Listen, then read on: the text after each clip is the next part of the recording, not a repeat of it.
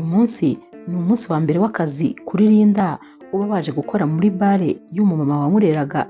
Uyu mumama rero aba ari kumubwira turabizi neza ikintu kikuzanye hano ni ugushimisha abakiriya. Ubwo kandi aba ari kubivuga ari nako rwose akurura agakanzu ubona ashaka yuko amabere ye agaragarira buri wese.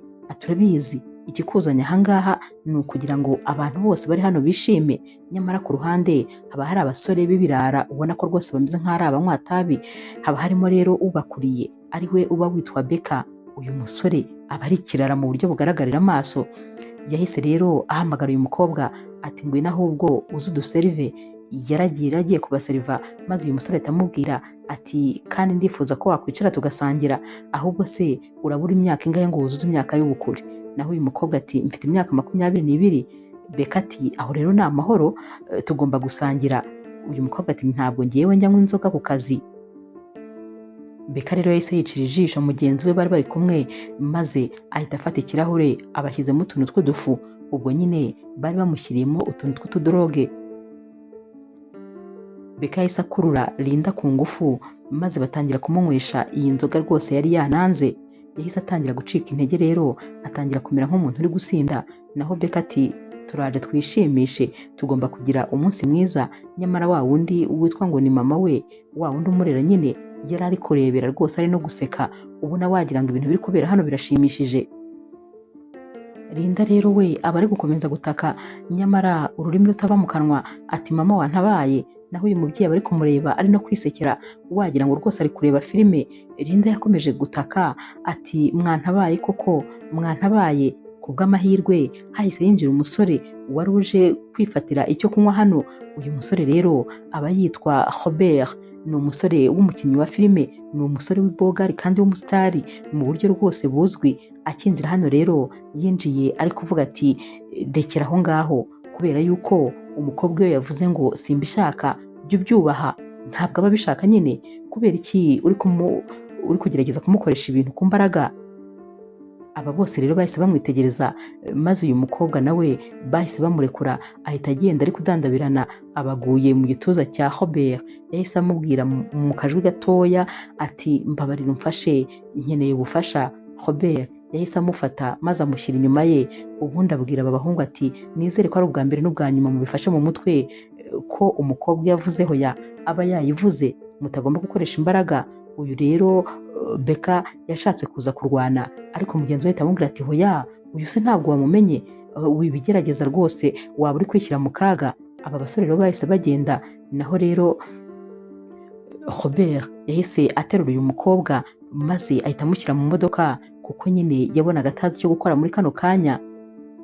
Baragiye rero bageze iwe atangira nyine kumuha amazi no kugerageza kugira ngo uyu mukobwa yongere agaruke mu buzima. Mu kanya gato rero yarongeye agaruka mu buzima maze ahita amubaza ati hanyuma se hano ndi ni hehe?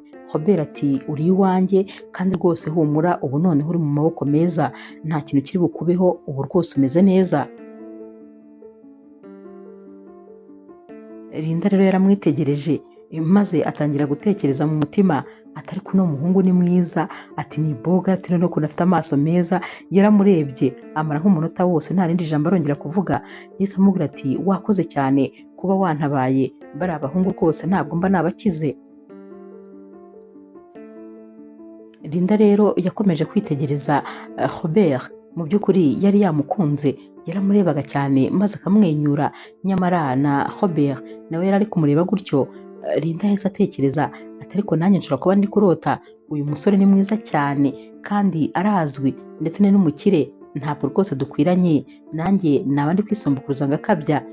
Robert rero sinzi ukuntu yagiye mu cyumba maze uyu mukobwa ahita asohoka buhoro agenda gake rwose atanasezeye aba aragiye. Yageze iwabo rero maze mama we ahita amubwira ati ugomba rero gutwara aya mawayini, amubwira n'aho agomba kuyajyana. Linda rero yarateruye, cyari ikintu kirimo amawayini menshi, yarateruye yumva biraremereye. Yaramubwiye ati none se ko numva biremereye, musaza wanjye yamfashije. Musaza we nyine yari yicaye aho ngaho rwose yageretse akaguru kandi ubona ko we ntacyo bimubwiye. Mama we yahise atangira kubwira Linda ati ariko wa mukobwa Linda ashima, ubundi ubona uzamara iki muri runo rugo? Kubera iki nta kintu na kimwe umaze? Icyawe ni ukurya gusa, cyangwa uragira ngo nkwibutse uko umuntu agomba kujya ku murongo? Linda yatangiye gutekereza ukuntu bajya bamukubita, bakamukubita insinga, bakamukoresha ku bikoresho bishyushye, bakamutwika intoki ahantu hose. Yarabyibutse ahita amubwira ati oya, ati nta kibazo, ati ndabitwara. Yateruye cya kintu cyari kirimo amawayini, cyari kiremereye rwose, yagendaga ubona atari kubibasha, ariko nta yandi mahitamo yari afite. Yahise rero agenda ajya kuri adresse bari bamaze kumuha yo kubijyanaho. Linda rero yaragiye, ageze nyine aho bari bamubwiye kuzijyana yarakomanze, maze hasohoka umugabo wambaye kositime y'umukara. Yahise amubaza ati wowe urashaka iki? Linda ati nari nzanye amawayini. Uyu mugabo yaramwitegereje ati wowe se kandi? Ati ababyeyi bawe? Ati nako ntabwo bindeba. Ati ngaho zinjize mu nzu. Linda rero yarazinjije, maze ahita atereka ikintu yari afite ku meza. Uyu mugabo yahise ashaka kumukubita urushyi, ati ntabwo ari aho ngaho wagombaga kuzitereka. Agiye kuzikuraho rero ngo ashyire hasi, wayini imwe yavuyemo maze ibiguye hasi, gusa hari hafi kandi ari ku itapi, ntabwo yigeze imeneka. Uyu mugabo yahise amubwira ati urareba ibintu ukoze. Agiye kumukubita urushyi, uyu mukobwa yahise amubwira ati ariko mbabarira rwose, ntabwo bizongera. Uyu mugabo rero yatangiye kumutuka ati urabizi neza ko iyi wayini imwe ikurusha agaciro wowe? Urabona ukuntu wagira ngo ntabwo ibyo uri gukora ubizi? Yaramufashe rero aramusunika amubwira ngo najye kuyitoragura. Akimusunika, uyu mukobwa yagiye adandabirana agiye kwikubita hasi, maze nanone Robert arongera aramusama. Uyu mukobwa rero yarebye umuntu umufashe, maze ahita asanga ni Robert. Yahise atekereza ati nanone se kandi uyu musore hano? Byaramutunguye kumubona hano nyine, kuko ntabwo rwose yari yiteguye no kuzongera guhura nawe. Robert yahise abwira uyu mugabo ati ariko kubera icyo utagira umutima? Ni gute wifata ugafata umukobwa gutya? Nta soni? Ubu se iyagwa urabona atari kuvunika? Naho rero uyu mugabo ati ariko nawe yari yangije wayini, ntabwo yagombaga kuyangiza. Uyu mukobwa nta kinyabupfura afite. Naho rero Robert yahise amubwira ati nkibivuga ugenda uhita ufata ibintu byawe byose, ubundi uhita ugenda, kandi ntunindire yuko mpamagara abasekirite. Urabizi bagutwara nabi kandi bagutwara nta kintu na kimwe ujyanye. Uyu mugabo rero yasabye imbabazi, ariko biranga bibi by'ubusa, bamwirukana ku kazi. Izi wayini rero zari zije ahantu nyine Robert akorera, ahangaha hari muri biro ye. Robert rero yahise abwira uyu mukobwa Linda ati nishimiye kongera kukubona, ahubwo se witwa nde? Uko n'izina ryawe ntarizi. Linda ati nitwa Linda. Naho rero uyu musore ati nanjye nitwa Robert, nishimiye kongera kukubona. Linda ati ndakuzi. Ubu se hari umuntu n'umwe utakuzi muri kino gihugu? Robert yarasetse ati ntabwo mba mbizi ko abantu bose banzi. Robert rero yahise amubwira ati none se naguha ko kunywa? Yarakamuhereje maze amubwira ibirimo byose, ariko uyu mukobwa yasanze harimo nyine n'inzoga, kandi rwose ntabwo yajyaga bikunda ibintu byo kunywa inzoga. Yahise amubwira ati oya, ntabwo ubwo nabinywa, gusa nyine murakoze cyane, nicyo gihe cyo kugira ngo ngende. Kubera ko yari ari gutekereza kuri uno musore, maze akagitekereza ati umuryango we ni umuryango uzwi cyane. Ibi rero ndi kwigira byo gutangira gukunda uyu musore, nkwiye kubyikuramo hakiri kare, kubera ko umuryango we ntabwo watuma mukunda, ntabwo turi ku rwego rumwe, ntabwo wakwemera ko dukundana. Niyo mpamvu rero yaravuye hano yihuta kugira ngo ye kumarana umwanya munini n'uyu musore. Yumvaga yakwirinda ikintu cyose cyatuma akomeza kumutekerezaho. Mu gusohoka rero yahise abona tablo yari iri hafi y'umuryango, yarayirebye rero iyi tablo, maze akomeza kuyitegereza. Yahise amubwira ati iragaragara nk'aho ari iya nyayo, ariko ikintu kibabaje ni uko ino tablo ari iya feke. Uyu musore yahise amubwira ati ngo nguki, n'amafaranga yose twayiguze se yaba ari iya feke? Naho uyu mukobwa ati yego ni iya feke rwose. Yatangiye kumusobanurira ibiri kuri iyi tablo, ndetse amwereka n'impamvu nyine atari iya nyayo. Uyu musore yaramubajije ati none se ko numva usobanukiwe n'ibintu byo gushushanya, wabimenyeye hehe? Uyu mukobwa ati urumva nari ndi mu ishuri ryo gushushanya, rwose naranabikundaga cyane. Umuryango wanjye rero waje kunkura mu ishuri kugira ngo njye gukora akazi, gusa ndi kugenda negeranya udufaranga duke duke kugira ngo ndebe ko nazabasha gusubira mu ishuri. Robert rero yahise abwira Linda ati none se nabigufashamo. Linda rero ataramusubiza telefone ye yarasonnye, maze mama we ahita amubwira ati uracyari he wa mukobwa we, urashaka ko nongera kukurisha ibyondo se? Ubwo yabaga ashaka kumubwira ko ari buze kumukubita aryamye hasi amukurura hasi. Naho rero Linda ati hoya mama, mumbabarire rwose ndaje iminota mike ndaba mpageze. Yahise rero n'ubundi akomeza ngo yigendere nyine atahe. Naho rero uyu musore yahise amuhamagara ati oya buretse gatoya. Yakoze rero mu mufuka maze amuhereza amafaranga menshi atakira, kubera ko nyine wabashije kuzana bino byo kunywa, ibyo ngibyo bifate nkaho nawe arakunywa nkuguriye. Linda yitegereje aya mafaranga abona ni menshi, ariko nanone kubera ukuntu yari akeneye amafaranga ntabwo rwose yari kuyasubiza inyuma. Yahise amubwira ati murakoze cyane. Mu mutima we yari ari gutekereza ati aya mafaranga ntazabura ikintu amfasha, yanamfasha no mu kuzajya kwiga kwanjye, nayo nyine nayongera ku yandi ndi kubika. Robert yahise amubwira ati nizere ko nzongera kukubona bitarambiranye. Naho rero Linda ati reka tubyizere. Yahise agenda nyine. Linda rero yageze muri ya bare bakoreragamo, maze ahita abanza areba ahantu yajyaga akunda guhisha kadire irimo ifoto ye, kuko ariho yakundaga guhisha amafaranga. Muri iyo kadire nyine inyuma yahise ayifundura rero atangira gushyiramo amafaranga. Ku bw'ibyago bye rero mama we yahise amubona ari kuyashyiramo. Yahise amubaza ati ibyo ni ibiki? Linda yahise abihisha inyuma ye, ariko mama we yari yamaze kubibona. Ati usigaye unyibase? Linda ati hoya ntabwo rwose nabikora. Mama we ati mpereza ayo mafaranga agira vuba. Linda yabanje kuyamwima ati ariko aya mafaranga ni ayanjye. Naho mama we ati uragira ngo se nkoreshe bwa buryo njya nkoresha? Linda yahise yibuka ukuntu bajya bafata keto y'icyuma bakayishyushya neza igashyuha, maze bagafata ibiganza bye bakayimuhobereza. Yarabitekereje ubwoba buramwica, maze ahita amuhereza ya kadire ati ngaha akira amafaranga yatware yose, ariko rwose ntuze kungirira nabi, ntuze kumbabaza. Mama we yahise ayafata, maze ahita amubwira ati ariko ndakurambiwe ntabwo ushobora kubyumva. Gusa nanone icyiza ni uko mu gihe kitarambiranye ugiye kuba ikibazo cy'undi muntu, utazaba ukiri ikibazo cyanjye. Linda ati ushatse kuvuga iki? Naho mama we ati nshatse kuvuga ko ejo uzakora ubukwe na Beka, kuko yamaze kwishyura buri kimwe cyose. Ubu ngubu mugiye kubana, maze nyine uzaba ari we urushya kuko ngewe maze kukurambirwa. Naho rero ku rundi ruhande Robert wari uzi neza yuko uyu mukobwa ahora ari mu bibazo, yari agiye gusohoka kugira ngo amuherekeze, maze ahita akubitana na Celine. Celine rero ni umukobwa uhora umwiyomekaho, ahora amubwira ko bagomba gukora ubukwe uko byagenda kose, ngo kubera ko ngo kera nyine bakiri batoya ngo ababyeyi babo bajyaga bababwira ko bazashakana. Celine rero yarabikomeje cyane. Yahise amubwira ati none se fiance wanjye umeze utese? Yahise anamusoma, maze amusoma ku itama. Naho Robert yahise yihanagura, maze aramubwira tumva n'ikindi gihe ntuzongere, ngewe ntabwo ndi fiance wawe. Uyu mukobwa ati hanyuma se njye nawe ntabwo dukundana ntituzakora ubukwe?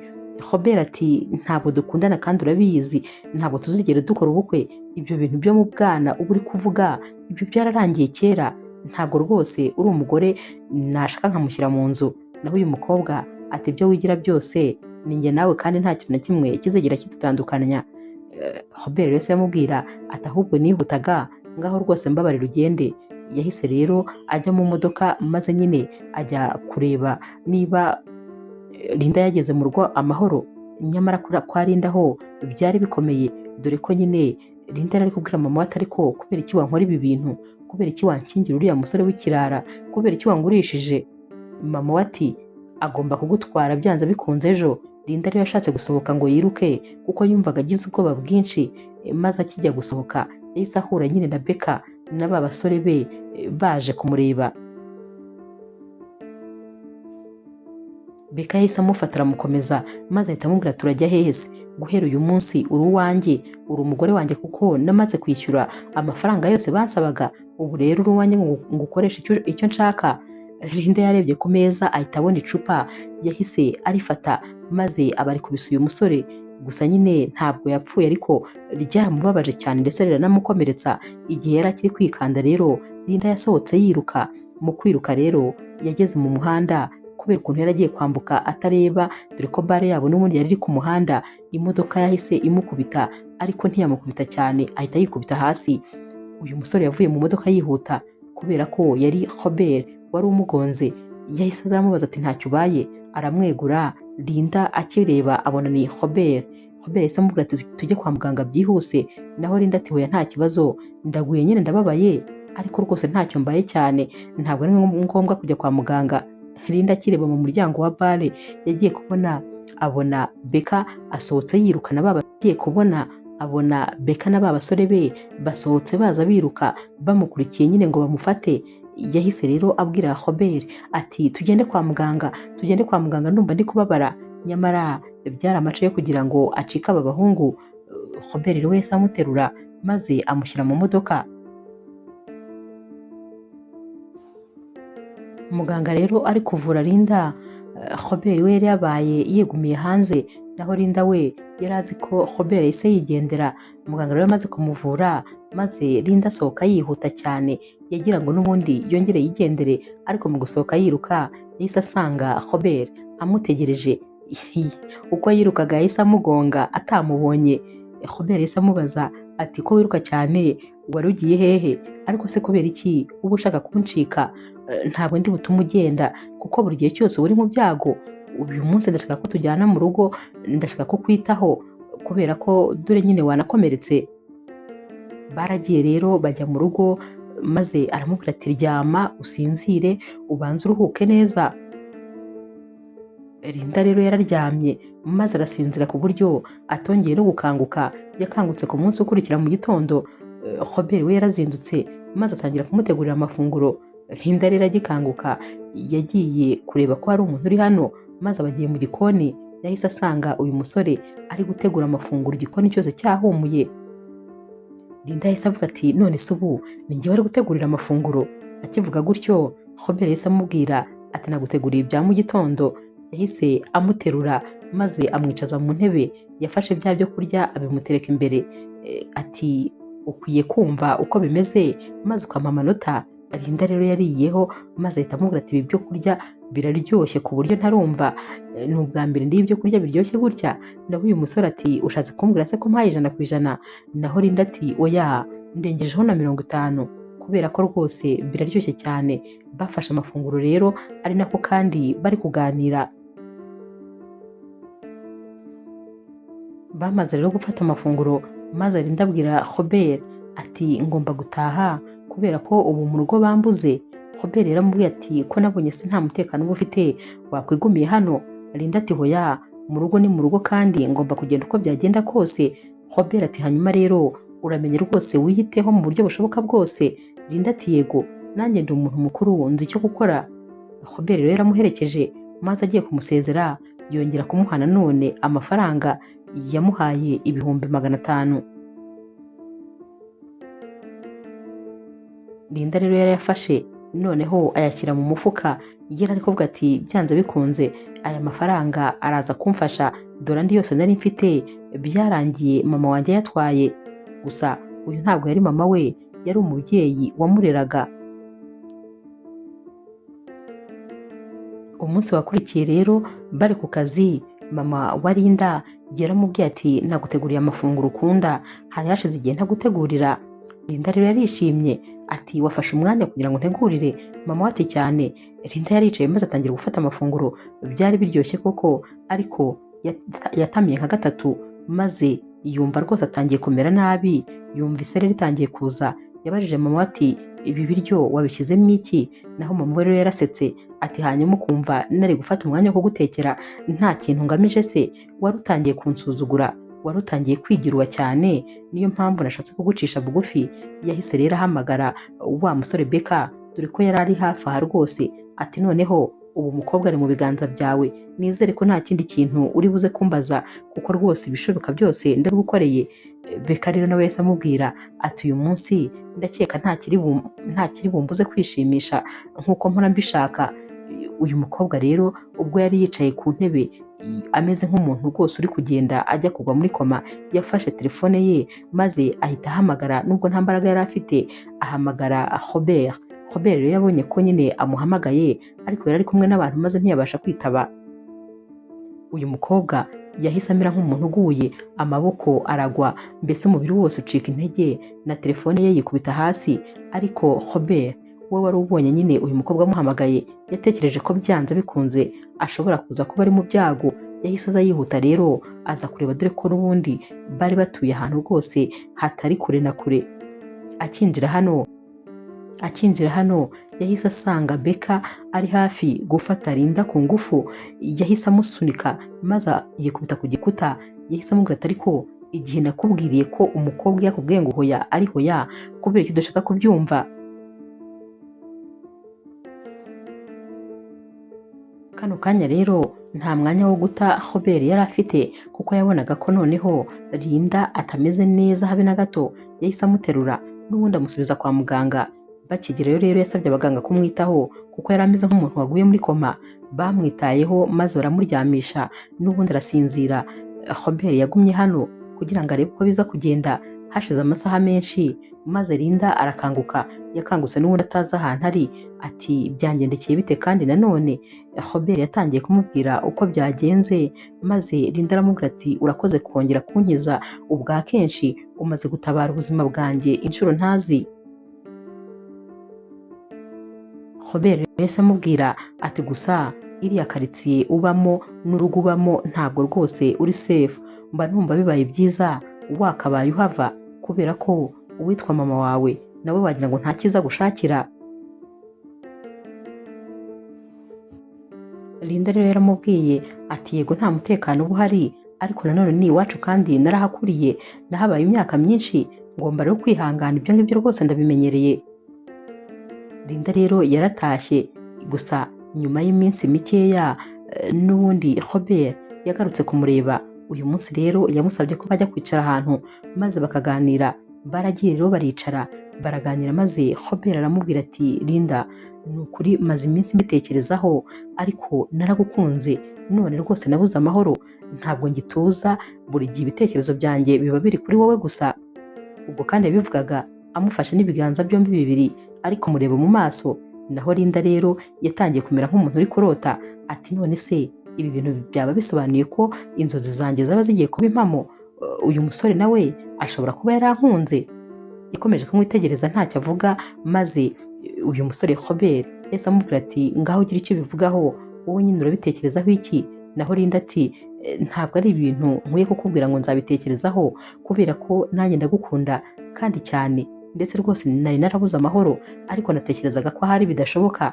Uyu musore rero yahise amuhobera, maze aba bombi baba barasomanye. Linda rero ibyishimo byaramwishe, kubera ko ibi bintu yumvaga bisa nkaho rwose ari inzozi. Robert yahise amubwira ati gusa ndumva ntifuza ko byagarukira ahangaha, ubwo unyemereye ko nkunda kandi nanjye nkaba ngukunda, ndifuza ko wambera umugore, ndifuza ko twabana. Ubwo kandi yanabivugaga ari gupfukama afata impeta ayambika uyu mukobwa. Ibi bintu byose rero byatunguye Linda, dore ko Linda nta n'umwanya yigeze abona wo kuvuga hoya cyangwa yego. Gusa nanone byaramushimishije cyane. Yagiye kubona nyine uyu musore yamaze kumwambika impeta. Uyu musore kandi yahise ahaguruka maze arongera aramuhobera aramukomeza. Linda ibyishimo byaramwishe, maze amarira atangira gushoka. Naho rero Robert aturamenye, sinifuza ko hari irira na rimwe rizatemba ku maso yawe. Igihe cyose tuzajya tuba turi kumwe, ndifuza kuba hafi yawe maze nkagucungira umutekano. Ndifuza kubaho utuje, ukabaho neza wishimye. Linda rero yahise amubwira ati yego rwose, ariko nanone ndifuza ko iby'ubukwe bwacu mama wanjye atazabimenya. Ndashaka ko tuzakora ubukwe mu ibanga rikomeye, ngewe nawe n'abantu bazadusinyira gusa. Naho rero Robert ati nta kibazo rwose. Ibi rero nyuma y'iminsi mike nako byagenze, bakoze ubukwe mu ibanga rikomeye, maze bahita batahana nyine kwa Robert. Bageze mu rugo rero basanze bamwiteguye, dore ko bari bateguye ibintu byose bigiye bitandukanye, wagira ngo ikirori cy'ubukwe ahubwo ni hano cyari kigiye kubera. Linda gitunguka yarebye icyubahiro bari kumusuhuzanya abakozi bo muri runo rugo, areba ukuntu hameze, maze abwira Robert ati ibi bintu se ko ndeba bikabije kandi ntabimenyereye. Naho rero Robert atuhereye uyu munsi tangira ubyimenyereze, kuko ugiye kubaho ubuzima butandukanye n'ubwo wari usanzwe ubaho. Nyamara rero burya amakuru aragenda, mama wa Linda yarabimenye neza ko Linda yakoze ubukwe. Umunsi rero wakurikiye yaramuhamagaye kuri telefone ati Linda, nari ngufitiye amakuru meza cyane. Ba bantu bakora ama expo y'amatablo bampamagaye maze bambwira ko bari hafi gukora expo kandi bifuza ko tablo zawe zaba ziyirimo ndetse nyine arizo bamurikira abantu bose. Gusa nyine sinzi niba bizashoboka ko tablo zawe zijyana, kuko guhera kano kanya ngiye kuzangiza mpereye imwe ku yindi. Yahise rero ashyira telefone hasi ariko ikiri kuvuga nyine, maze atangira gukata ya matablo. Linda yiyumvira. Linda ati hoya mama, nizere ko ibyo bintu utabinkorera. Ayo matablo ni imirimo y'amaboko yanjye, yaramvunnye bihagije. Naho mama ati niba ushaka ko rero hari amatablo ari busigare, ugiye guhita uza mu rugo kano kanya. Linda yumvise ibi bintu yumva ntabwo yakwihanganira ko bangiza aya matablo n'ukuntu yari yaramuvunnye. Yahise amubwira ati nta kibazo, urekeye aho rwose kugira indi ukata, ndaje. Linda rero akinjira iwabo neza yahise ajya kubonabona n'ubundi Beka araje. Byasaga nkaho ari we wari umutegereje. Mama ati uyu nguyu arakora iki hano? Linda ati mama, wari umutego nanone? Uyu nguyu arakora iki hano? Naho mama ati wiyibagije se ko umufitiye amafaranga kubera wowe watumye tumujyamo ideni kubera ukuntu yatwishyuye maze ukanga kumusanga. Kuri iyi nshuro ndakeka ari cyo gihe cyo kugira ngo yiyishyure ideni rye. Naho rero Beka ati wakekaga se ko wazagenda gutyo gusa? Urumva wagenda ukajya mu byishimo byawe n'amafaranga yanjye? Uyu munsi ninjye nawe. Yaramufashe rero amuturutse inyuma aramufata cyane rwose.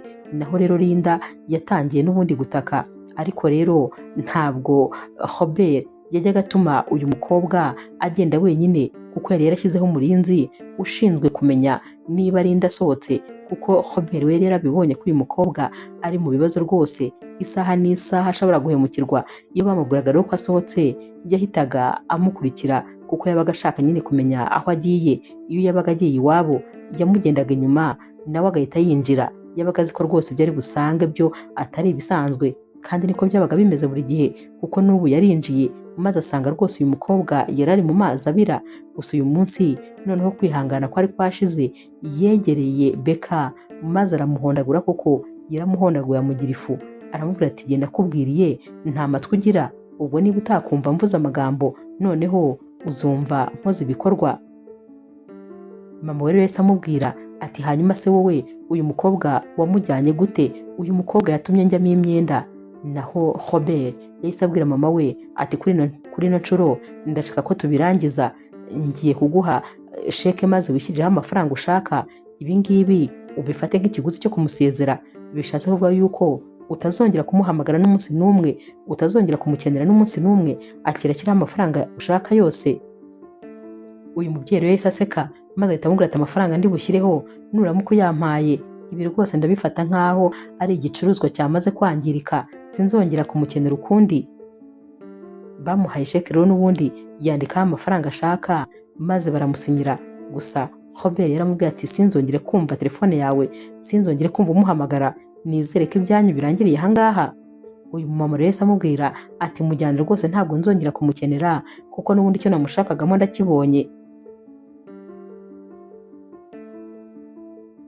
Bageze mu rugo rero maze Linda abaza Robert ati ariko se ko ntigeze nkubwira aho ngiye, wabwiwe n'icyo nagiye?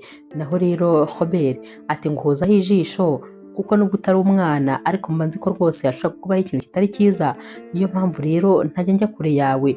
Gusa nanone ubu ngubu ufite umutekano, ndakeka ibibazo birangiye. Ikindi kandi ubu ngubu ndi famiye yawe, ni njye famiye njyenyine ufite, ubifate nk'aho ari njye muryango wawe, kubera ko abandi bo ndabona nta cyiza bakwifuriza. Linda rero yahise ahobera Robert maze nanone kandi yongera kumushimira kubera ko yari amaze gukiza ubuzima bwe inshuro nyinshi cyane zitabarika.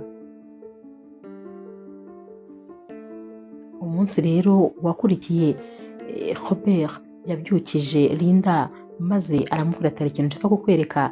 Yagiye amufutse mu maso maze amujyana mu cyumba kimwe. Iki cyumba cyari cyuzuyemo amatablo, wagira ngo ahari amatablo yose Linda yashushanyije ari mu cyumba cy'uyu musore, yose yari yarayazanye maze arayabika, kuko yangaga yuko uriya mubyeyi azayangiza. Linda rero agipfukura amaso yarumiwe ati ibi byose se wabikoze ku bwanjye? Ntabwo wakumva ukuntu nishimye?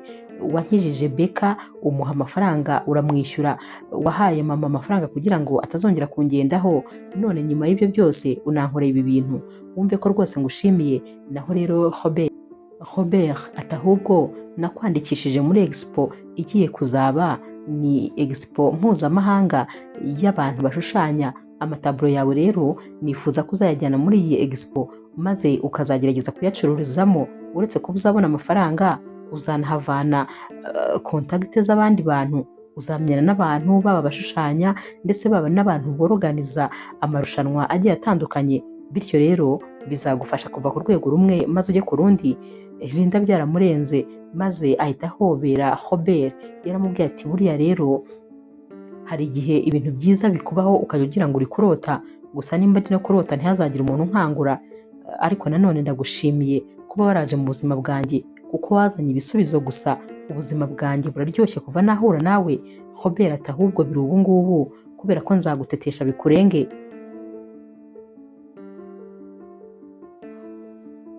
Inkuru rero zatangiye gukwirakwira buhoro buhoro, ariko ni ukuri zigera kuri buri muntu wese, ku buryo na Celine byaje kurangira amenye yuko hari umukobwa usigaye abana na Robert, ndetse rwose uyu mukobwa ashobora kuba ari we uri gutuma uyu mukobwa nyine batakimureba n'irihumye. Celine rero uyu nguyu we yari afite nyine inzu bamurikiramo amataburo, yari umukobwa w'umwiyemezi cyane, yahoraga nyine yishyize hejuru yumva ko ari we muntu urenze. Ku rundi ruhande rero mama wa Robert yaramuhamagaye maze aramubaza ati wumvaga uzambwira ryari ko wimariye? Robert yabuze ikintu avuga maze araceceka, nyamara mama we rwose yahise yitegura, na bashiki ba Robert bahita baza kumureba. Baraje rero bakomanze, hafunguye Linda kuko ariwe wari yicaye muri salo. Linda akibakubita amaso ubwoba bwaramwishe. Yari asanzwe babona ku mafoto kandi yari afite ubwoba ko batazamwemera, yahoraga rwose abitekereza. Yahise avuga ati ibyanjye noneho birarangiye uyu munsi. Mama rero wa Robert yahise amubaza ati ni wowe wabashije kwegukana umutima w'umuhungu wanjye? Yanabimubwiraga ubona nyine ari kumureba ariko ari serious ukuntu. Linda ubwoba bwaramwishe maze araceceka ntiyagira ikintu na kimwe asubiza. Uyu mumama rero yahise amubwira ati numvaga rwose mfite amatsiko yo kumenya umukobwa wabashije kwegukana umuhungu wanjye. Yahise atega amaboko ati ni karibu mu muryango mukobwa wanjye.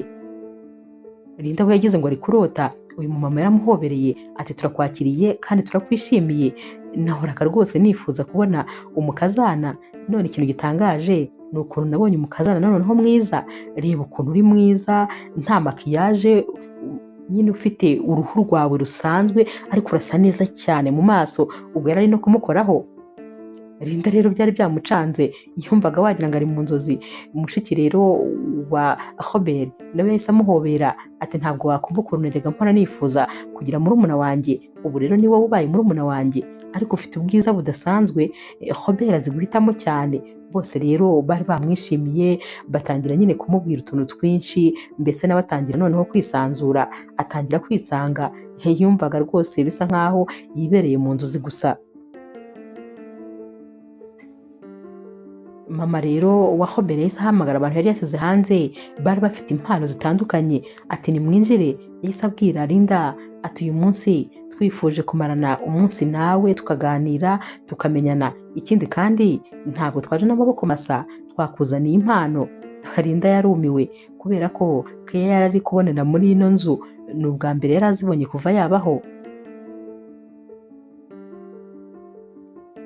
Batangiye rero kumugera imyenda bari bamuzaniye ndetse nyine n'ibindi bijyanye nayo byose. Uyu mukobwa yarambaraga maze ugahita ubona araberewe. Mama wa Robert yari ari kumubwira ati ndabona kuri wa mugoroba uzaba rwose ari wowe mukobwa uberewe kurusha abandi bose. Yamubwiraga nyine ku mugoroba wa Expo, kuko nyine iyi Expo yitabirwaga n'abantu bose bakomeye bo muri kino gihugu. Uyu mukobwa rero nawe ntabwo yari gusigara kuko yari uwo muri famiye y'abakire, nyine yari uwo muri famiye ikomeye. Bakiri aha rero bakiri kuvuga nyine bari kumutera imitoma ukuntu ari mwiza, Celine yahise yinjira afite na taburo. akinjira rero yahise atangira kubwira Linda ati Sandriyo, gira vuba nyine uprofite umwanya wawe kubera ko harabura gato cyane ngo saa sita z'ijoro zigere maze ibintu byose bihinduke. Profita rero kuko harabura amasaha makeya. Naho rero mama wa Hoberi ati ahubwo se wowe urakora iki hano utateguje? Uyu mukobwa ati nari mbizi ko uri buze hano, nifuzaga rero kugutungura ndetse rwose nari nkuzaniye n'iyi taburo. Bakibivuga rero mama nyine wa Hoberi yarayirebye maze ahita amubwira ati ni nziza cyane. Naho rero Linda yayikubise ijisho ati ariko iki ni igihangano cyanjye, gusa yabivuze atabivuze bya nyabyo, nyine yarabitekereje gusa. Mama wa Hoberi yahise akomeza ari kubwira Celine ati ariko ndabona iyi taburo wagira ngo narayibonye, ko mbona se wagira ngo yaragurishijwe mu cyamunara, uko yagurishijwe n'amafaranga menshi cyane, yagurishijwe amamiliyoni n'amamiliyoni. Naho uyu mukobwa ati hoya ntabwo ari iyo, ubwo ngubwo warebye nabi kuko nyine iyi ngiyi ni njyewe nayishushanyirije. Nyamara muri kano kanya Linda yari ari kwibaza ati ngo iki taburo yanjye yagurishijwe mu cyamunara igurishwa amamiliyoni ntabizi. Ubwo yari ari kwibaza umuntu waba ubiri inyuma kuba yaragurishijwe na taburo, kuko ntabyo yari azi, ariko yari yamaze kubona ko ari we wayishushanyije. Yahise rero abwira Celine ati nyamara iki ni igihangano cyanjye, iyi taburo ni njye nayishushanyije. Naho Celine ati wibeshya, urumva ukuntu utangiye kwiyemera, iyi ngiyi ni njye nayishushanyije, wowe se ahubwo hari ikintu na kimwe uzi ku byerekeranye no gushushanya? Naho Linda ati ni iyanjye kandi rwose nabyerekana. Celine ati byerekana niba ari iyawe. Linda ati buri taburo yanjye yose nshushanyije hari akantu k'ibanga nshyiramo. Yahise agenda akora kuri ino taburo inyuma maze ahita akuramo agapapuro gato cyane kanditseho amagambo makeya cyane, ahita ababwira ati ndabizi neza iyo nshushanyije taburo hari akantu k'ibanga ngomba gushyiramo. Uyu mukobwa rero yahise agwa mu kantu kuko nyine yahise abona ko Linda amutsinze ko ino taburo ari iye. Mama rero wa Hoberi yahise avuga ati uzi ko ari iya Linda koko? None se gute Celine wakora bino bintu?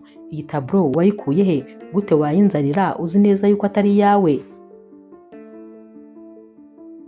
Celine rero yahise atangira kumubwira ati hoya ibyo rwose nta muntu wanabyemera. Maze uyu mukobwa Linda ahita amubwira ati gute se kano gapapuro kaba kanditseho izina ryanjye niba koko atari jyewe wakoze iyi taburo? Celine rero yumvise amwaye maze ashaka gutangira gukubita uyu mukobwa. Akibangura urushyi ngo amukubite ntabwo yamenye ahantu Hoberi aturutse, maze ahita amufata akaboko, yaramufashe aramukomeza aramuzunguza ati ariko se uyu munsi ntabwo wasebye bihagije? Uracyakeneye kandi gukomeza guseba? Ndi nkawe narekeraho rwose kuko wasebye bihagije. Mama wa Hoberi we ntabwo yigeze atinzamo, yahise ahamagara abasekirite maze arababwira ati nimumusohore mumujugunye hanze, ntabwo mushaka hano. Uyu mukobwa bamusohoye bamufashe bajya kunaga hanze. Bakimara kunagayo bahise bafunga, maze asigara ahagaze n'umujinya mwinshi ati nizere ko bitarangiriye aha, kubera ko no muri iriya expo nzaba ndiyo, ndabizi ko nawe uzaba uhari. Umunsi rero wa expo warageze. Linda yambaye ikanzu y'akataraboneka, naho rero Hoberi nawe yambaye kositime nziza, maze aza kureba nyine ko Linda yamaze kwitegura. Linda yaramuhobereye maze aramubwira ati mfite ubwoba uko ndi bwongere kugusebya, mba mbona wagira ngo igihe cyose ibyanjye ni ukugusebya gusa, ahari ubanza twarashakanye ntagukwiriye. Naho rero Hoberi yahise amushyira urutoki ku munwa ati mbabarira uceceke, ntiwongere kuvuga ibyo bintu, kubera yuko ndi umunyamahirwe kuba narakubonye. Hari abantu benshi bakwifuza kandi batakubona, ubwo rero ntukumve ko rwose uri hariya kugira ngo umvune, kubera ko ntabwo umvuna ahubwo umpa ibyishimo. Aba bombi rero bahise bajya mu modoka maze bajya nyine aho expo yagombaga kubera. Bakigerayo Linda yabonye akantu kameze nk'akavaze, yarakarebye maze ahita agakunda cyane. Yaramubwiye ati aka kantu ndumva ngashaka. Naho rero Hoberi ati ubundi kuva igihe wabereye umugore wanjye, ikintu cyose ushatse upfa kuba ukivuze gusa biba byarangiye kiba cyabaye icyawe. bakiri guseka rero dore ko nyine Linda yari ari kumubwira ati nagize amahirwe yo gushaka umugabo nkawe, hahise haza umusore mwiza cyane maze ahita aza kubasuhuza. Naho rero Robert yahise abwira Linda ati uyu nguyu rero yitwa Zakari, niwe uba wateguye iyi expo, we n'umuryango we nibo bategura izi expo zose muri kino gihugu, bari abantu bakomeye, bari abantu nyine badasanzwe. Zakari rero yasuhuje Linda maze aramufata cyane aramukomeza, yaramubajije ati none se ko ndeba wagira ngo hari ahandi hantu nigeze kukubona, none se twaba twarigeze duhura? Naho rero Linda ati oya, ntabwo twigeze duhura rwose. Zakari rero yaramurebye cyane ari kumureba ku biganza, gusa nyine nawe ntabwo yari azi icyo ari kureba. Linda rero byamuteye isoni kubera ukuntu uyu musore yari amufashe ikiganza yamukomeje, ari gukomeza amwitegereza ndetse rwose ari no kumubaza ibibazo byinshi. Zakari rero yahise ajya ku ruhande maze ahita ahamagara papa we, yahise amubwira ati papa, birasa nkaho umuntu tumaze imyaka myinshi dushaka dushobora kuba tumubonye. Papa watushatse kuvuga iki? Naho rero Zakari ati mbonye umuntu usa na mushiki wanjye neza neza, nubwo namwitegereje nkabona cya kimenyetso ntacyo afite, ariko rwose barasa neza neza. Papa ati buretse ibyo bintu uraza kuba ubimbwira dutuje expo niza kurangira. Nyamara hano muri expo abantu bose bari kujya bitegereza Linda maze bose bakabwirana bati uriya mukobwa ni mwiza cyane. Robert afite umugore mwiza ukiri mutoya, gusa nyine yahisemo neza. Abantu bose babonaga uyu mukobwa yabatangaje kuko yari afite ubwiza buri muntu wese abona akimukubita amaso. Mu kanya gato rero Celine yahise yinjira ari kugenda yizunguza, ubwiyemezi bwamuruse. Yahise aza rero asanga nyine Linda aho yari ahagaze, yahise amubwira ati Linda, nizere ko atari njye muntu wenyine utekereza ko ari njye uberanye na Robert. Naho rero Linda yahise amubwira ati ndatekereza Robert yararebye neza maze akampitamo, ndamahitamo ye. Ubwo yabivugaga ari no kumwereka impeta. Naho rero Celine ati ahubwo reka nifatire icyo kunywa maze nawe mushyire, nkwereke yuko nshobora guhita ngukuramo kano kanya. Yaragiye rero yegera Robert aho yari ari maze atangira kumwikoreshwaho ati ndabona uyu munsi noneho uri mwiza kurusha indi minsi yose, uri bogari. Ubwo ni nako yari ari kumuhereza ikirahure, nyamara Robert ntacyakire. Celine rero ari kumubwira ati ariko ntabwo ubona ko ari njyewe twari tuberanye? Mu by'ukuri ntabwo wakabaye warahisemo uriya mukobwa, wakabaye warahisemo njyewe, kuko njyewe nakubera umugore nyamugore ukwitaho, uguha keya. Ubwo ni nako yari ari kumwikoreshwaho, nyamara ni nako Robert afata ukuboko k'uyu mukobwa akujugunya kure rwose. Robert yahise amubwira ati ndi nkawe ntabwo nakwirirwa ntumwanya, kubera ko rwose ntacyo bimbwiye kumenya niba twaba tuberanye cyangwa tutaberanye. Uwo mfite niwe tuberanye, njye nahisemo, kandi amahitamo yanjye ni uriya, niwe rukundo rw'ubuzima bwanjye. Amahitamo yanjye gerageza uyubahe. Yahise anigendera kandi maze bya birahure bye byose arabimusigira. Celine yahise arakara ati ibintu nkoze gusa uzabyicuza rwose nta gushidikanya. Bari muri expo rero, nubwo bari bari gucuruza nabo, ariko nyine hari n'amataburo ari kugurishwa, kandi amataburo nyine ahenze. Hanyuma bashyiraga taburo hariya maze abantu bakavuga nyine amafaranga bari buze kwigura. Iya mbere rero bahashyize Celine niwe watangiye avuga amafaranga. Naho rero Robert ati sheri nyikugurira iriya taburo. Naho rero Linda ati oya, iriya taburo irahenze kandi ntabwo ijyanye n'igiciro cyayo, yihorere rwose. Hanyuma rero Celine yarayiguze maze arishima cyane kubera ko nyine ari we wari warushije abandi gutanga amafaranga menshi. Yatangiye kwiyemera ati ngewe ibintu byo gushushanya ndabizi cyane, iyi taburo nguze ndakeka ko ariyo yari ihagarariye izindi zose hano, iyi ni nziza cyane, naho se uriya mukobwa ntabwo yari kuyigura kubera ko nta kintu na kimwe azi nyine ku bintu byerekeranye n'amataburo. Ikirenze kuri ibyo kandi n'uwo muri famiye y'abakene aya mafaranga ntabwo yayabona, nyamara iyi ngiyi yari yayiguze $1000. Bazanye rero indi taburo maze nayo bayishyira imbere. Aha rero Celine yararebye maze ahita avuga ati ndebera nawe, aka kantu rwose karaciriritse cyane, iyi taburo se ubu ninde muntu wayigura? Naho rero Linda yahise abwira Robert ati sheri, iriya taburo ndayishaka. Robert ati wabitekerejeho neza urayishaka? Naho rero Linda ati ndayishaka cyane rwose, ndayishaka iriya taburo. Akivuga ngo arayishaka rero batangiye guseka bose bati twabivuze uriya mukobwa n'umuturage nta kintu na kimwe azi ku bintu byerekeranye no gushushanya, yakabaye afatira isomo kuri Celine kubera ko we afite galeri izwi hano mu mujyi, arasobanutse, ibyo aba arimo ababizi, naho uyu mukobwa rwose nta kintu azi. Robert rero yahise abwira uwari uri kuyacuruza ati ndashaka kumenya igiciro cy'iyi taburo, umbwira igiciro cyayo cya nyuma kuko ndayishaka byanze bikunze. Bamubwira ko igura $50,000 by'amadolari. Celine yarumiwe yibaza niba bari buze kwishyura iyi taburo kuko yabonaga iciriritse rwose.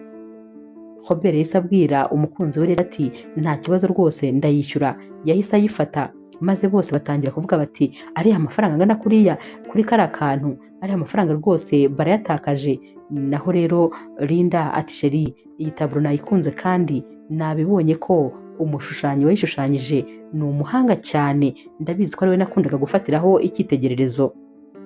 Bakiri muri ibi rero bakiri kuvuga, Zakari yahise yinjira kuko yari ari kuri telefone maze aza nyine areba amataburo yari amaze kugurwa. Yahise atangira gukomera amashyi Linda ndetse na Robert ati muri abantu b'abahanga cyane, iyi taburo mwaguze niyo yari iri muri iyi expo ihenze cyane kurusha izindi, kubera ko iyi taburo yababwiye nyine umuntu wari warayishushanyije n'umwaka yayishushanyirijemo. Barumiwe. Celine yahise yumva aguye mu kantu, yumvise ko ariyo yari ihenze irimo, cyane cyane ko Zakari yari ari kubwira Linda ati ndakwemeye rwose, ibintu byo gushushanya ushobora kuba ufite impano, uzi kureba rwose. Naho rero Linda ati yego, nari namaze kubibona kubera ko ndabizi neza ukuntu uriya mugabo yashushanyaga. Narebye rero ukuntu ino taburo ishushanyije mpita mbona ko byanze bikunze ari we wayishushanyije. Abantu bose rero bahise bongera bajya ku ruhande rwa Linda bati wa mukobwa ahubwo arasobanutse cyane, turabona nyine Celine akwiriye kuba ari we yafatiraho urugero. Abantu nyine bo iyo bari gufana bo nyine bafana utsinze, ibindi ntabwo biba bibareba. Hano rero Robert yitegereje Linda maze yongera kumva ari proud ye rwose, kubera ko n'ubu ngubu hano yari amwubahishije mu buryo bugaragara. Zakari rero yari yishimiye guhura cyane na Linda maze ahita amuha na karite ye, aramubwira ati nugira ikintu ukenera uzampamagare rwose, nzaba nishimiye kukuvugisha ndetse no kugufasha. Ibi nabyo rero byari biri kubabaza cyane Celine, kuba nyine abantu bakomeye mu bintu byerekeranye no gushushanya bari bishimiye cyane Linda kurusha uko bari bamwitayeho.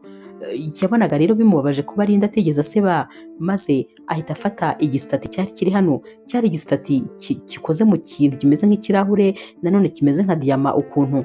Yahise azana rero iyi stati maze ahita atangira kubwira Linda ati hanyuma ko uri umunyabwenge ndetse rwose usobanutse mu bintu byerekeranye no gushushanya, kubera iki ngiki cyo utagisabye ngo bakikugurire? Kubera ko ngiye ubu ngubu ngiye kukijyana maze nkijyane muri galeri yanjye, kubera ko ndabizi nzakigurisha amafaranga menshi. Linda rero yahise afata nyine iki gisitati cyari gitoya nyine ariko atari kinini, yahise agifata maze ahita amubwira ati uzi impamvu ze ntigeze nshaka gutwara iyi stati? Nuko atari iya nyayo, agaciro uri kuyiha ntabwo rwose ariko ifite. Yahise ayirekurira hasi maze yikubita hasi, abantu bose bahita bifata ku munwa kuko batekerezaga yuko ikintu cy'agaciro kimenetse. Celine rero yahise abwira Linda ati ntumbwire ko waba uduhombeje bingana bitya. Naho rero Linda yahise amubwira ati reba neza. Celine arebye yasanze ya stati itamenetse ikimeze uko yari imeze, bose bararebye babona ntabwo yamenetse barumirwa. naho rero Linda yahise amubwira atuzi impamvu itamenetse se ni ukubera ko ntabwo ikoze muri cya kirahure bakubwiraga ko ikozemo. Iyi stati ikoze mu kintu kimeze nka plastique, niyo mpamvu itigeze imeneka, ntabwo ari cya kirahure cy'agaciro bavugaga ko ikozemo. Njye rero kuva nkimara kubibona nahise nyambura agaciro, niyo mpamvu ntigeze nkenera rwose kuba nayigira mu bintu mfite, ahubwo nyine akira igumanira imari yawe. Ubwo yari ari no kukimutsindagira akimushyiraho, dore ko noneho Celine yumvaga yasebye, yari amaze kubura aho areba kuko yari yakomeje gusebera kuri Linda cyane. Linda yari asobanutse, naho rero Robert yahise asoma Linda maze ahita amubwira ati ubundi umugore wanjye mba mbizi neza zikureba, buri kintu cyose avuze kiba ari icyanyacyo. Umugore wanjye ntajya yibeshya, ndamuzi rwose naramwishakiye. Yarongera amuhobera ati ndi proud yawe, ntabwo ushobora kubyumva, ndi kumva ahubwo naguterura maze nawe nka expose hano muri expo. Linda rero yahise aseka, naho nyine Celine we umujinya wari wose, yararakaye kuko rwose yari yasebye birenze bikenewe. Celine rero mu mujinya mwinshi yahise ahamagara umusore umwe mu bo bari bari kumwe, maze ahita amubwira ati ndashaka ko unshakira amakuru yose yuzuye kuri uriya mukobwa, ndashaka kumenyera umuryango aturukamo, ndashaka kumenya buri kimwe cyose, kandi ukamenyera n'ukuntu namukura mu nzira yanjye. Naho rero ku rundi ruhande Linda ndetse na Robert bageze mu rugo, maze Robert aramubwira ati mva ndakwishimiye, ntabwo ushobora kubyumva, ndi proud yawe rwose, ariko se ubundi ubwenge bwose ufite, ibintu byose uzi wabikuye hehe? Uri umukobwa uzi ubwenge cyane, ntabwo rwose ujya uhwema kuntungura. Naho rero Linda yahise amubwira ati byose ni ukubera wowe, kubera ko ni wowe unshyigikira, ndetse rwose ni wowe uba wamfashije muri byose. Linda rero kandi yahise abaza Robert ati ariko hari ikintu kimwe nshaka kukubaza, ndashaka kukubaza umubano uri hagati yawe ndetse na Celine. Robert yahise amubwira ati rero nta wundi mubano uhari wihariye, uretse ko imiryango yacu yari inshuti kera tukiri batoya, bakundaga kuvuga rero ngo tuzakora ubukwe, nicyo gusa rwose nta kindi, kuko sinigeze mukunda. Nubwo nyine agerageza kunyiruka inyuma, ariko ni ukuri sinigeze muha ibyizere bidahari, kuko sinigeze mukunda habe na gato. Ku rundi ruhande rero Celine we yaragiye amenya amakuru, amenya nyine aho Linda aturuka, yaragiye ajya kureba wa mama wareze Linda, maze aramubwira ati ndashaka ko dukorana rero business. Naho uyu mama ati urifuza iki? Celine ati umukobwa wawe ntabwo ari we wakabaye ari kumwe na Robert, ahubwo ni njye twakabaye turi kumwe. Hanyuma rero ndifuza kubimfashamo maze nkamukura mu nzira yanjye. Uyu mama yaramubwiye ati niki cyakwijeje rero yuko nshobora kubigufashamo? Naho Celine ati ndabizi neza ko wabimfashamo kuko uramuzi kurusha uko muzi, kandi ndaguha amafaranga menshi azaguhindurira ubuzima. Ubwo rero ubimfashije wahita usezera ku bukene. Uyu mama yahise amubwira ati nanjye uriya mukobwa yarambangamiye guhera kera akiri mutoya kugeza uyu munsi, ubu rero niteguye kuba nagufasha, ariko nyine amafaranga wanyemereye ukazayampa. Ku rundi ruhande rero bahamagaye Linda maze bamubwira ko taburo zose zari ziri muri ya expo, taburo ze nyine zose zabashije kugurwa, nta n'imwe isigayemo, ndetse rwose ko akwiriye kuza gufata amafaranga, ubundi kandi akagerageza no gushushanya izindi, n'ubundi bakazajya bamuzimushyirira mu magareri bagiye bafite. Linda rero yarishimye cyane, ndetse iyi nkuru nziza yahise ayimenyesha Robert. Aba bombi barishimye. Aba bombi rero bahise bishima kubera ko yari inkuru nziza kuri bo, ndetse rwose Robert yahise abwira Linda atari kubyumva gute ndamutse ngukoreye galeri yawe maze ukazajya ushushanya amataburo yawe ukayajyanamo. Linda rero yumvise ameze nk'umuntu uri mu nzozi, kuko ibi bintu ntabwo yumvaga ko bishoboka. Ati njyewe nkagira galeri yanjye, ibyo bintu se birashoboka? Naho rero Robert ati birashoboka cyane, upfa kuba ubishaka gusa nzabigukorera, kubera ko ibi bintu urabizi cyane kandi urabisobanukiwe. Ni byiza rero ko wagira galeri yawe ukazajya ushushanya amataburo yawe, ndetse akaba ari naho uyacururiza. Linda yaramuhobereye, byari bimurenze, yongera kumwibutsa ko amukunda, ndetse rwose ko ahora amushimira atazi igihe azarangiriza kumushimira. Robert yahise amubwira ati hoya, izo ni inshingano zanjye kuva umunsi dushakana, wahise uba umwe mu nshingano zanjye ku buryo ngomba gukora buri kimwe cyose kigushimisha.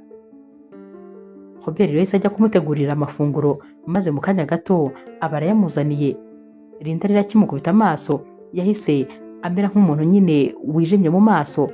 Naho rero umugabo wese amubaza ati habaye iki ko mbona wijimye mu maso? Linda ati narindi gutekereza ukuntu kuva twabana ari wowe unyitaho buri munsi, nyamara njyewe utajya undeka ngo mbe nagukorera n'ikintu na kimwe. Robert yahise amubwira ati ndakwinginze mbabarira, kubera ko kukwitaho nicyo kintu kinshimisha, mba numva ngomba kubikora n'umutima wanjye wose. Rero iyo ndi kukwitaho mba numva rwose ari nkaho ndi gukora igikorwa kinshimisha cyane. Linda rero yahise amubwira ati nanjye ariko mba numva nifuza kukwitaho, nifuza kuguha keya nk'uko nanjye uzimpa. Aba bombi rero nanone bahise bongera barahoberana, mbese mu rugo rwabo urukundo nirwo rwonyine rwayoboraga. Umunsi umwe rero anniversaire ya mushiki wa Robert yari yegereje. Celine yaje kureba Linda maze aramubwira ati urumva rero natekereje ko rwose nagukoreye ibintu byinshi bibi, ndashaka ko twiyunga tukaba inshuti, n'ubundi byararangiye umugabo wamaze kumutsindira. Kubera rero ukuntu Linda yari umwana mwiza, yaramwizeye rwose, maze nyine bamera nkaho batangiye kuba inshuti. Celine rero yaramubwiye ati urumva rero harabura iminsi mike cyane anniversaire ya mushiki wa Robert kaba, kandi urabona ko nyine ni wowe mukazana w'iyi famiye, ugomba kwerekana rero ko nawe nyine uri umuntu usobanutse, ugomba kuorganiza ikirori cya anniversaire ye, ukerekana nyine icyo ushoboye, ukabereka ko uri umukobwa uzi icyo gukora. Linda rero yagize ubwoba maze ahita amubwira ati njyewe ati wowe ibyo bintu ntabwo nabishobora, kuko nta na rimwe mu buzima bwanjye ndoroganiza ibirori, ubwo rero ntabwo natangirira ku birori biremereye nk'ibyo ngibyo. Uyu mukobwa yahise amubwira ati hoya, wabishobora, ugomba kubikora. Bakiri kuvuga ibyo ngibyo rero Robert yahise aza ati numvise muri kuvuga ibintu by'ibirori, ni ibiki mwavugaga?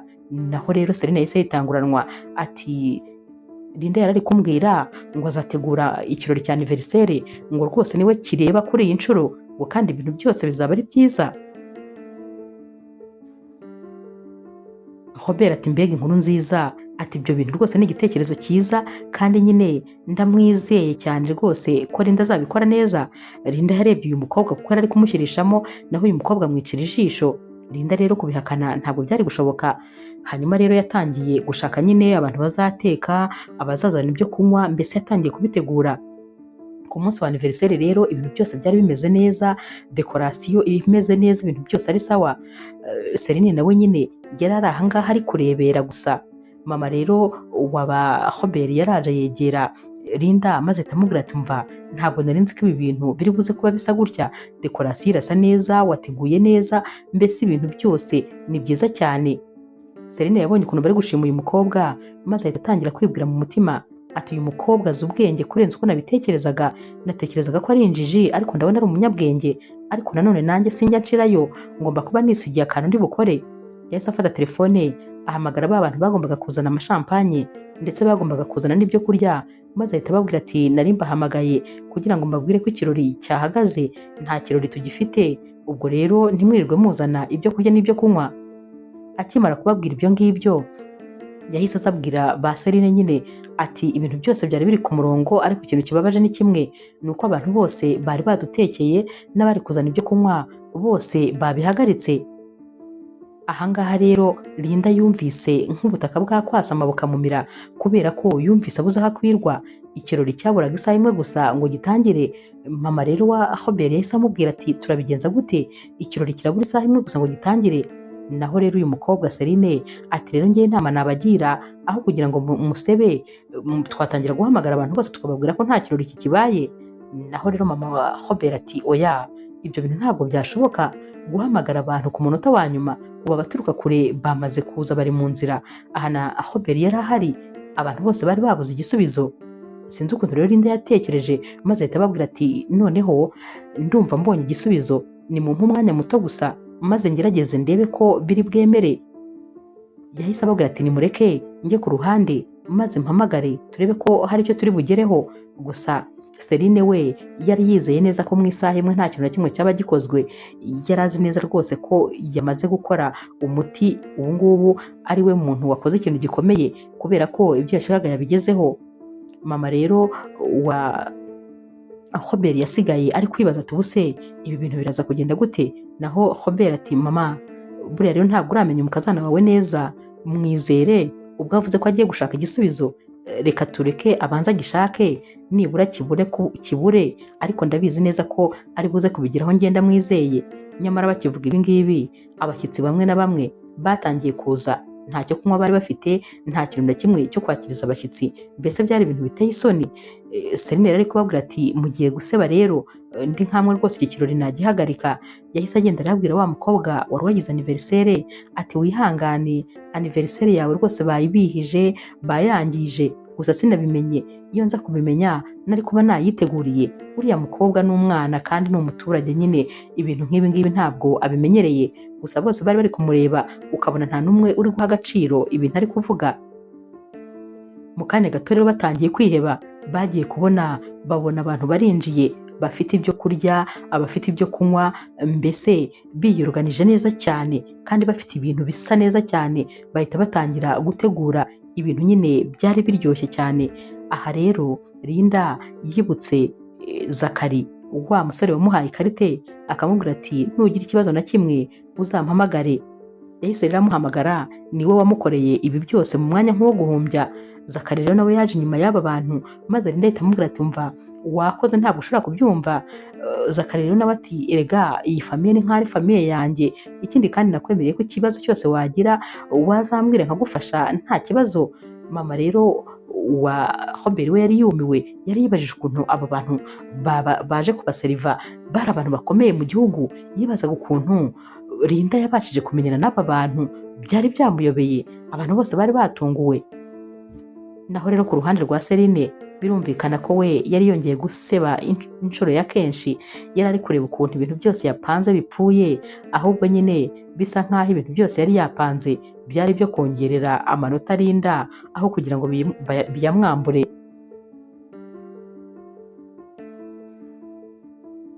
Celine rero yahise agira agatekerezo ko guhamagara wa mumama nyine wareraga Linda ndetse n'umuhungu we kugira ngo baze kuzambya ibirori. Bahise baza rero bihuruje rwose, maze bahita batangira gufata amafunguro, bari kurya ukuntu nyine ubona bari kubivangavanga, bari baje nk'abantu nyine baje guteza akavuyo gusa. Naho mama rero wa Linda akajya yivugisha atari ko kubera iki mutaduteguriye tapi turi buze kunyuraho nka famiye ikomeye, turi bamwe mu miryango yanyu, ni gute se ahubwo mutatwakiriye by'umwihariko? Ari nako kandi akomeza kurya nyine ibirya bivangavanga, ari gukora ibintu ubona ko nyine bigayitse. Abashyitsi hano rero bose bari bari kubareba, maze bakajya bavuga bati iriya famiye se ni famiye y'uriya mukobwa, gusa nyine iriya famiye ntabwo yiyubaha, n'ubundi nicyo yashakaga kubasebya. Ariko nyamara muri kano kanya Celine yari yahamagaye Robert maze amubwira ko hari ikintu cyihutirwa ashaka kumubwira, amujyana nyine hirya gatoya ku buryo atari kumenya ibiri kubera hano. Robert rero amubwira ati mbwira vuba kandi nizere ko ari ibintu biri siriyasi. Celine yahise amubwira ati ni ibintu biri siriyasi, ibintu nshaka kukubwira, buriya wabonye ukuntu umugore wawe aba ari kumwe na Zakari, ubona barebana akana ko mu jisho wagira ngo harimo ikintu.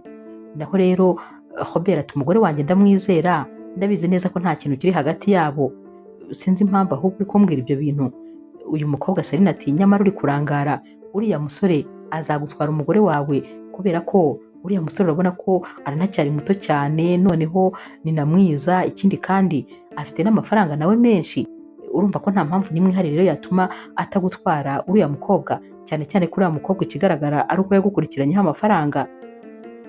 Kano kanya rero Robert yahise yihagurukira kuko yumvaga ibi biganiro rwose atakeneye gukomeza kubiganira. Akiza asanga muri sale ibintu byakaze, yahise afata uyu mumama n'umuhungu we maze atamubwira ati wowe ntitwavuganye ko nta na rimwe uzongera kubangamira umugore wanjye, none kandi wongeye. Uyu mumama rero yahise aceceka, naho Robert ati ndavuze ngo abasekirite nibakwiteho nibagusohore, ikindi kandi uzongera gukora akajesite gato cyane kerekeye ku mugore wanjye uzambona. Bahise babasohora rero, maze nyine Linda ahita azahobera umugabo we ati urakoze cyane, ni ukuri bari batangiye kunsebya. Umugabo rero yahise amubwira ati humura, buri gihe cyose nzaba mpari kubera wowe. Robert yahise amubaza ati mbabarira umbwize ukuri, haba hari ikintu kiri hagati yawe ndetse na Zakari? Naho rero uyu mukobwa yahise amubwira ati nta na kimwe rwose, urabizi ko niba hari umuntu nahaye urukundo rwanjye ni wowe, uriya ni inshuti yanjye bisanzwe kandi duhura nabyo urabizi, mufata nka musaza wanjye. Urukundo rwanjye rwose rero ni wowe narweguriye, ni wowe rukundo rw'ubuzima bwanjye, urabizi neza ko nta wundi muntu n'umwe nakunda. Ahangaha rero Robert yahise amuhobera maze ahita amubwira ati ndakwizeye mukunzi, kandi nanjye ndagukunda urabizi. Aba bombi bahise baseka maze kandi bahita bisubirira mu kirori. Ikirori rero cyaragiye kiraryoha, ndetse rwose uyu mukobwa wari wagize anniversaire byarangiye ababwiye ko ariyo anniversaire ya mbere agize iryoshye kurusha izindi zose yigeze kugira. Kubera ukuntu rero Celine atajyaga ashirayo, mu kanya gato yahise azana taburo maze avuga ko ari impano ikomeye yari yiyemeje guha uyu mukobwa. Yababwiye ko rero iyi taburo yayiguze amafaranga menshi cyane, ko rwose ari taburo nyine ya nyayo ndetse ihenze cyane. Ati ngewe ntabwo meze nk'uyu mukazana wanyu utajya utekereza guha baramukazi be impano, ngewe nabitekerejeho cyane. Akivuga ibi ngibi rero Robert yahise ajya inyuma gatoya maze ahita azana taburo yari ihegetse ati umukazana wabo yabitekerejeho mbere yawe.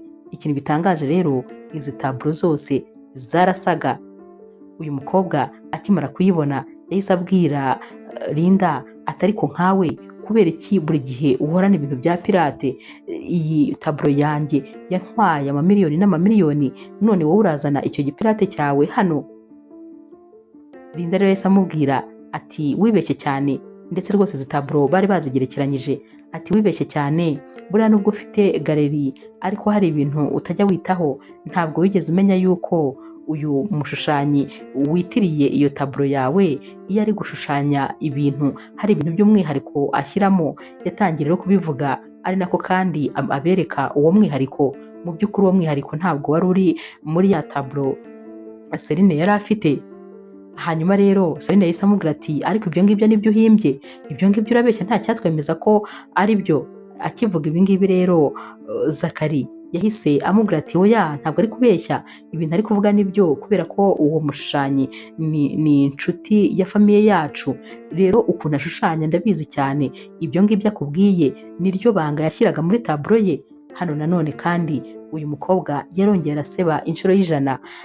Robert yahise amubwira ati ariko se wowe nta nubwo ujya unanirwa guseba? Ubu inshuro zose wasebye urumva utarananirwa, urumva utarabirambirwa? Uyu mukobwa yabuze aho areba, maze nyine wa mukobwa wagize anniversaire yahise ahobera Linda kuko ari we wari umuhaye impano ya nyayo. Mama we nawe bibuka nguko bose baramuhobera, ndetse rwose bishimira ukuntu uyu mukobwa ari umuhanga. Abantu bose bari bari hano bari bari kuza guhobera Linda kuko yari yabatunguye, yari umukobwa w'umuhanga cyane. Ibirori rero byararangiye, mu binyamakuru byose nta kindi kintu cyavugwagamo uretse Linda n'iyi famiye, dore ko amafoto yabo ariyo yacicikanaga mu binyamakuru byose. Hanyuma rero papa wa Zakari iki kinyamakuru cyamugezeho ari kukireba, yahise ahamagara Zakari ati mbabarira umbwire mpa amakuru ahagije kuri uyu mukobwa Linda. Uyu mukobwa ndabona ari umukobwa wanjye, kubera ko utari kubona ko yari mushiki wawe? Naho rero Zakari ati papa nanjye niko nabanje kubitekereza, ariko nanone narebye neza nsanga ntabwo ari we. Yego rwose dufite n'ukuntu dusa, kandi ikindi asa na mushiki wanjye wundi, bigaragara ko rwose bafitanye isura, ariko narebye ka kabara yari afite ku kiganza cye cy'iburyo mbona rwose nta kariho. Papa yahise amubwira ati oya, ntabwo kari akabara yari agafite ku kiganza cy'iburyo, ahubwo yari agafite ku kiganza cy'ibumoso. uyu musore yahise amubwira ati ye baba we, atuzi yuko nigeze mpareba, ati kubera ko yari ahambaye isaha nini cyane birashoboka yuko iyi saha yari ihishe ka kabara kubera ukuntu kari gatoya. Yahise abitekereza ukuntu yamurebye ariko ntamwitegereze kuri kino kiganza. Yahise amubwira ati rero ngomba gukora ibishoboka byose maze nkazongera nkahura nawe kuko ndifuza kubimenya ntakubeshye. Ngiye nkimukubita amaso noneho n'ukuntu namusuhuje nkiyumva, numvise rwose ari amaraso yacu, numvise ari mushiki wanjye neza. Yahise abwira papa ati nta gutinda, ndashaka kumuhamagara nkamubwira ko tugiye kuvugana ku bintu byerekeranye no gushushanya kwe, byanze bikunze araza. Ntiyatindijemo rero, yahise amuhamagara maze amubwira ko yifuza ko bahura kubera ko hari taburo yifuzaga ko yamushushanyiriza. Linda rero yaraje maze uyu musore akimusuhuza yahise amureba ku kaboko, noneho dore ko nta n'isaha yari yambaye, yahise asanga ka kabara kari ku kaboko ka Linda. Yaramuhobereye rero maze ahita amukurura agasatsi kamwe ahita akabika. Ibintu byose yabikoze mu mwanya nk'uwo guhumbya. Yahise ajya ku ruhande ahamagara papa ati papa, noneho nabibonye, uyu ni mushiki wanjye bya nyabyo, gusa nanone tugomba gukoresha DNA kugira ngo tumenye ko ari ibya nyabyo. Ntugire ikibazo kandi kubera ko ibisabwa byose ndabifite. Papa ati gira vuba. Gusa nyine ikintu gitangaje nuko bari kuvuga ibi ngibi wa mukobwa yari ari kubyumva ari ku ruhande. Ubwo hano ndi kuvuga Celine, inkuru zose yari azumvise neza, amenye yuko Linda ashobora kuba ari uwo muri ya famiye yo kwa Zakari. Noneho kandi yumvaga ibintu atifuza ko bibaho kubera ukuntu uyu mukobwa yari kuba noneho agiye kuba murenzeho inshuro 1000. Iyi famiye yari famiye y'abakire, yari famiye y'abantu bazwi cyane. Aha rero yahise ahamagara mama wa Celine, rero yahise ahamagara mama wa Linda ati ndagushaka byihutirwa, ndaje tuvugane. Gusa mbere yuko agenda yabanje gutekereza neza, maze atekereza yuko agomba kubanza kwambura ibintu yari agiye kujyana gukoresha DNA Zakari. Yaragiye rero aramwihobereshwa ari kumubwira ubusa, maze abamukoze mu mufuka. Yakuyemo ka kantu rero kari karimo ibintu nyine yari agiye kujyana gukoresha DNA, maze amushyiriramo agashashi karimo ubusa. Zakari rero yarabijyanye abigejeje kwa muganga, maze basanga nta kintu kirimo. Yahise atekereza umuntu wamuhobereye, maze ahita atekereza neza ko ashobora kuba ari we wabihinduye. Gusa nanone yahise afata umwanzuro ko agomba gukora ibishoboka byose n'ubundi nyine akongera agashaka ibindi. Naho rero wa mukobwa Celine yahise ajya kureba mama wa Celine, maze ahita amubwira ati burya bwose ntabwo uri mama we, ko biri gukekwa ko ashobora kuba ari uwo muri famiye y'abakire. Naho rero uyu mama yahise amubwira ati oya ntabwo bishoboka, uriya mwana ntabwo yaba ari uwo mu bakire bingana gutyo. Uriya mwana naramwibye kera akiri mutoya, ndetse mpimba impapuro ko nyine namwadobuse. Gusa nanone sinigeze mukunda habe na gatoya kuko rwose yari yarambereye ikigeragezo. Nibura rero kuba yaba ari umwana wo mu bakire byaba ari byiza. Tugomba gupanga ukuntu twamukidinapa maze tukazabwira iyo famiye y'abakire bakaduha amafaranga menshi tugahindura ubuzima. Naho rero Celine ati icyo ni igitekerezo rwose, nanjye kandi ngahita noneho nibonera uko nibanira n'umukunzi wanjye Robert. Barabipanze rero barabinoza rwose. Uko rero ba Celine bari bari gupanga nyine kujya gushimuta Linda, nako kandi Zakari nawe yari ari kumukurikiza abantu kugira ngo barebe ahantu hose ari bujye, kuko yamushakaga kugira ngo yongere amushakeho ibimenyetso bari buze gukoresha bapima DNA. Gusa umuntu wari umukurikiye yamubwiye yuko umuntu utazwi yamuturutse inyuma, maze akamupfuka igitambaro bagahita bamutwara. Ariko nanone yari yabonye ahantu bamujyanye. Uwari wamujyanye rero nta wundi ni wa mama we wari wamushimuse. Agitangira rero gufata icyuma, dore ko rwose yashakaga kukimutera, noneho kuri iyi nshuro nta nubwo ahubwo yashakaga ko ari gusaba amafaranga gusa, yumvaga ashaka kumwica. Agitangira gufata icyuma, Zakari yari ahageze maze ahita amubwira ati rekera aho ngaho. Yahise rero afata uyu mukobwa maze aramujyana amushyira mu modoka. Uyu mukobwa yaramubwiye ati nari mfuye neza neza, ntabwo nzi ukuntu nageze hariya, ahubwo se wowe wabwiwe n'iki aho narindi? Naho Zakari ati nuko narindi kugenda muri zino nzira maze mbona baragushimuse. nyamara nuko yari yamukurikije abantu. Yahise rero yifatira agasatsi, dore ko rwose ariko kamugenzaga, ubundi nyine ahita amutahana amugeza ku mugabo we. Uyu munsi noneho nta nubwo Robert yari yigeze amenya ibyabaye. Zakari rero yagiye gukoresha DNA maze ibisubizo biza rwose byerekana ko uyu mukobwa bafitanye isano. Yazaniye ibisubizo papa we maze ibyishimo birabarenga, barishimye cyane. Papa yahise amubwira ati tugomba kujya rero kwa Robert kureba umukobwa wanjye ari nawe kandi mushiki wawe. Bagiyeyo ibyishimo byabarenze. Bagezeyo rero basanze Linda atari no muri salo, yari ari mu cyumba. Bakiriwe rero na Robert ndetse bahasanze na mama we na bashiki be nk'uko bisanzwe. Mama we rero yarabakiriye ndetse ababwira ko yishimiye kubabona, ariko nanone ababaza ikibagenza kubera ko bari baje batunguranye. Papa rero wa Zakari yahise ababwira yuko ikibagenza ari inkuru nziza, ko umukobwa bafite hano atari uwo batekereza ko ari we, ahubwo ko ari umukobwa we. Barumiwe bose baratangara bati bimeze bite? Abereka rero ibisubizo bya DNA maze babona ko rwose resulta zerekana ko koko nyine bafitanye isano y'amaraso. Yarababwiye ati namubuze kera ari uruhinja, ndetse rwose numvaga narihebye ko ntazongera kumubona, ariko nanone nakomezaga numva mfite n'icyizere ko bishoboka ko umunsi umwe nazamubona. None rero kubw'amahirwe twaramubonye dusanga n'uwo muri iyi famiye. Aha rero mama nyine wa Robert yari yishimye cyane kubera ko no muri iyi famiye yari inshuti yabo cyane. Ubwo rero kuba noneho bari bafite n'umukobwa wabo byari ibintu bitangaje. Papa rero wa Zakari yahise abwira Robert ati none se wagenda ukanzanira umukobwa wanjye, ndumva nshaka kumuhobera nkamubwira ko ndi papa we. Robert ati rero ntabwo ari igihe cyiza cyo kuba ibi bintu twahita tubimubwira, amaze igihe aca mu bintu bitandukanye, mu bintu byinshi bigiye bitandukanye, ikindi kandi aratwite. Twabimenye hashize ibyumweru 2 gusa. Si byiza rero kumubwira inkuru zitunguranye nk'izi ngizi, tugomba kubitwara gakeya maze mukazabimubwira nyine mwitonze. Gusa nanone agomba kuza akabasuhuza, ubundi ibindi tukazaba tubimubwira.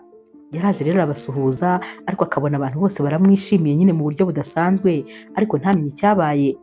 Baragiye rero bategura ikirori cyo kugira ngo noneho bazabimubwire. Uwo munsi rero baje kumutwara, bamubwira ko hari ikirori gitoya bifuza ko nyine bajyamo, famiye yose yari yakigiyemo. Agezeyo yasanze bateguye cyane, ndetse akabona impano zose ziri hano zanditseho amazina ye. Yari ari kubabaza ati none ikirori ni icyande ko ndeba amazina yose ari kuri zino mpano ari amazina yanjye? Nabo bati turakwishimiye nyine, uyu munsi twifuje kuguha impano. Ikirori rero cyarabaye, maze papa we amubwira nyine ko ari papa we, ndetse rwose amubwira n'ukuntu ibintu byose byagenze. Uyu mukobwa yarishimye, ariko nanone aranababara kubera ukuntu imyaka y'ubuzima bwe bwose yayibayeho nabi, ariko nanone cyari cyo gihe kugira ngo nyine abe mu bisubizo, kuko kano kanya yari ari muri famiye imukunda cyane. Noneho yari yongeye anabonye famiye ye yindi y'amaraso, ari we Zakari wamukundaga cyane cyane, na papa we n'undi mushiki we n'undi mukuru we. Byari ibyishimo rero kuko rwose famiye noneho yari yuzuye.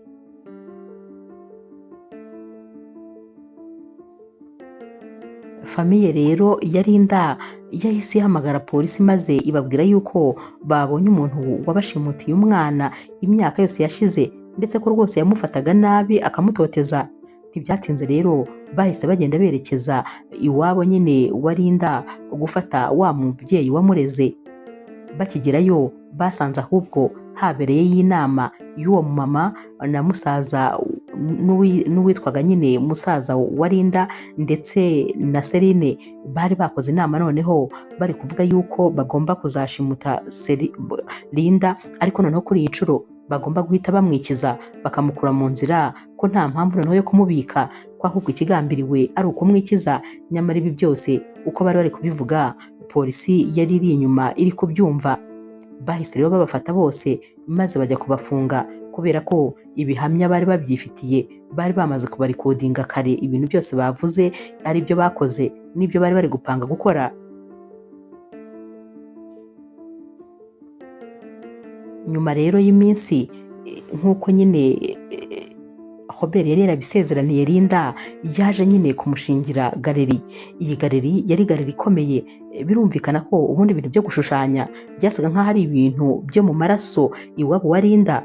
N'iwabo nyine nibo boroganizaga ibintu by'ama expo y'abantu bashushanya. Ayo mataburo yose nibo bayamurikaga. Birumvikana ko byari ibintu bibarimo, ntabwo byari ibintu byo gushakisha. Kuba rero yagira galeri ye byari ibintu byoroshye cyane. Hanyuma rero bamukoreye galeri maze ibyishimo biba byose. Ubundi atangira noneho kuzajya ashushanya amataburo ye akayajyana muri iyi galeri. Gusa ikintu gitangaje, nta na rimwe iyi galeri yahoraga yuzuye kubera ko yashushanyaga yose bahitaga bayagura. Uyu mukobwa yari umuhanga cyane. Naho rero Robert yaramubwiye ati ndabibona ko rwose ubundi iyi niyo business yawe, waba warabyize waba utarabyize, ibi ni ibintu byawe bikuri mu maraso. Celine rero yaramushimiye ati ndagushimira kuri buri kintu cyose nagezeho kubera ko byose wabigizemo uruhare. Naho Robert ati ahubwo ngenda gushimira kuba warambereye umugore mwiza, kuba rwose waraje mu buzima bwanjye. Ni wowe kintu cy'agaciro mfite mu buzima. Noneho ikindi kirenzeho ni ukuntu ugiye gutuma nitwa papa. Ndagukunda cyane kandi nzahora ngukunda. Aba rero barahoberanye maze bongera kwibutsanya ko bakundana kandi bazatandukanywa n'urupfu. Inkuru yacu y'urukundo rero naho tuyisoreje. Mwakoze kuyikurikira. Niba ukunda inkuru z'urukundo zica kuri Zasha TV, ntukagende udakoze subscribe, like, share na comment. Ni inkunga ikomeye kuri twebwe. Ndabakunda cyane nk'ibisanzwe.